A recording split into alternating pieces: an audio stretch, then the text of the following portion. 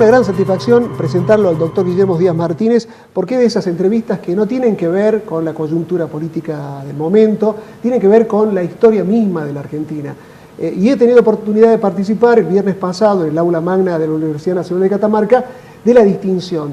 O sea que hay un profeta en una tierra, que es Catamarca, y es usted, doctor Díaz Martínez. Felicitaciones y gracias por venir. Bueno, muchas gracias en primer lugar, Mario, por invitarme a tu prestigioso programa, y en segundo lugar, agradecerte desde lo personal y desde los compañeros que militamos derechos humanos, tu presencia el viernes pasado en el aula magna.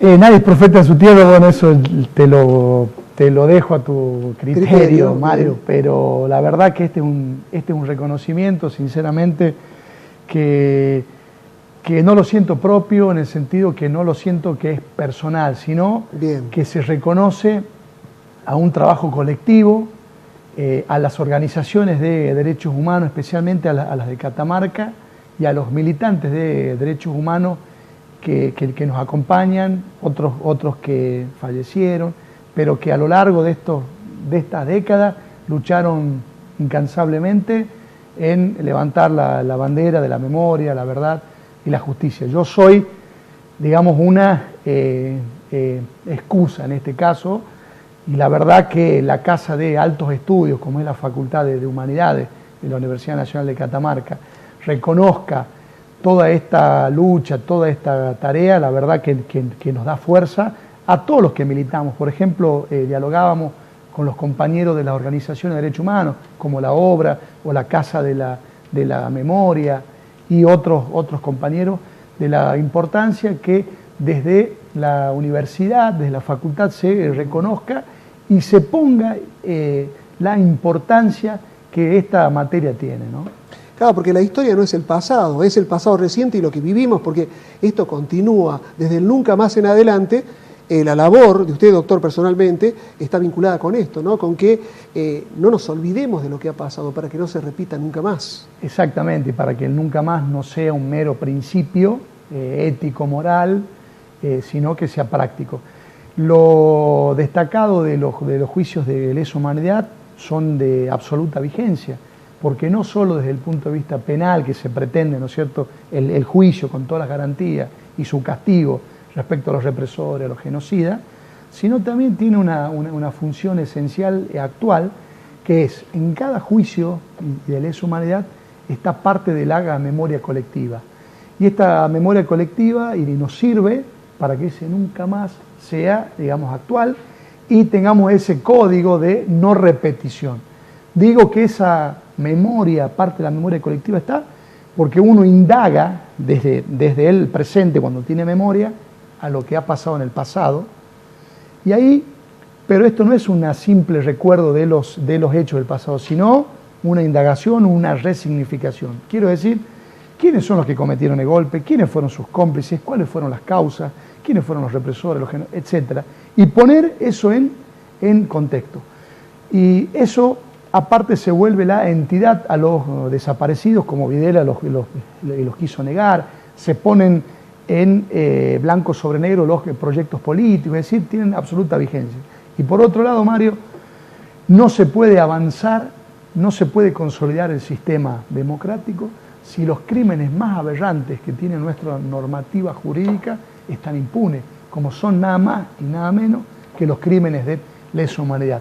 Por lo tanto, este camino que inicia en la presidencia Néstor Kirchner el 25 de mayo del año 2003, cuando toma como propio la bandera de las madres y abuelas, empezamos a desandar este camino de impunidad y a fortalecer el sistema democrático, porque como el exsecretario de Derechos Humanos Valde decía, cuanto más derechos humanos, mayor democracia.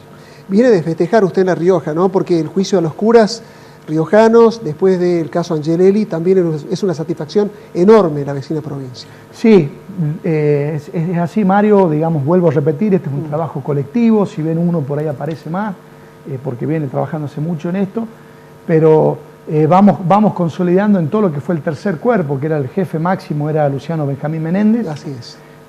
Vamos en Catamarca, en La Rioja, cerrando toda esa etapa de impunidad para hacernos cargo, Mario, también con la misma fuerza y demás, con los derechos humanos del futuro. Por ejemplo, si me permitís, sí, por favor. Acabamos de presentar con el doctor Robledo, bueno, que nos acompaña, Sergio Robledo, junto al doctor Juan Carlos Vélez y a su señora, la doctora María Carrizo, presentamos el mecanismo provincial de prevención contra la tortura respecto a lo que es la violencia institucional.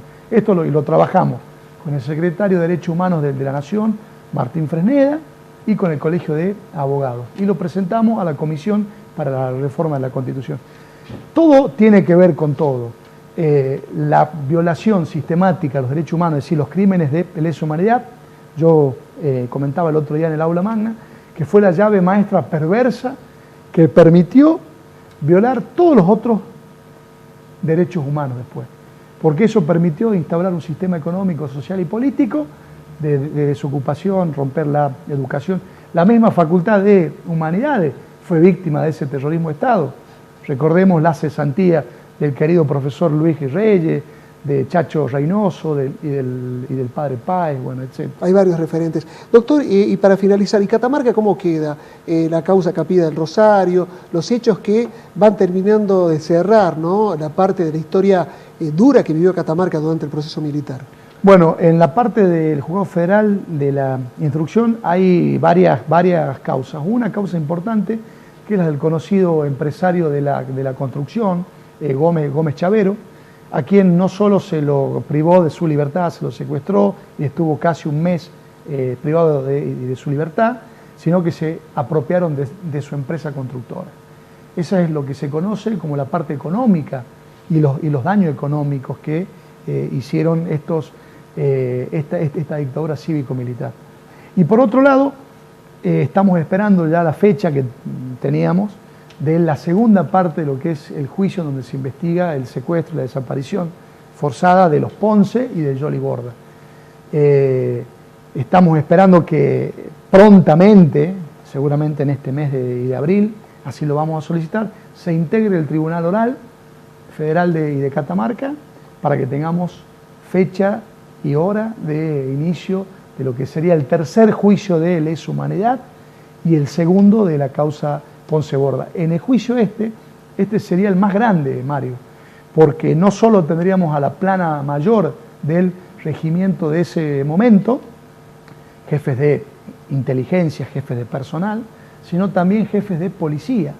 Y también, bueno, al máximo referente de lo que fue el genocidio en el tercer cuerpo, que es Luciano Benjamín Menéndez. Son 6 imputados. Con lo que conoceríamos también parte de esa historia que se habla a veces secretamente, ¿no?, o muy de pasillo, pero que todos los catamarqueños intuyen que pasó y no terminan de conocer esa parte tan chica de la historia aquí en Catamarca. Exactamente, Mario, y los juicios, es lo que hablábamos hace rato, permiten entender también cuáles son las cuentas pendientes, porque ahí también se empieza a hablar de la responsabilidad civil. Si bien muchas veces esta responsabilidad civil de ser cómplice de la dictadura cívico-militar tiene su, digamos, ribete. Uno puede ser una complicidad basado en un apoyo político, es decir, sin ninguna participación en los crímenes de lesa humanidad.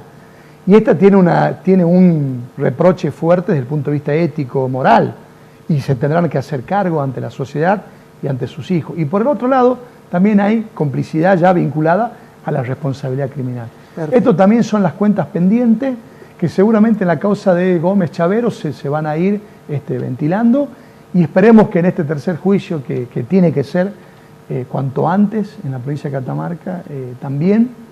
¿Para qué, Mario? Para que se cierre esta herida.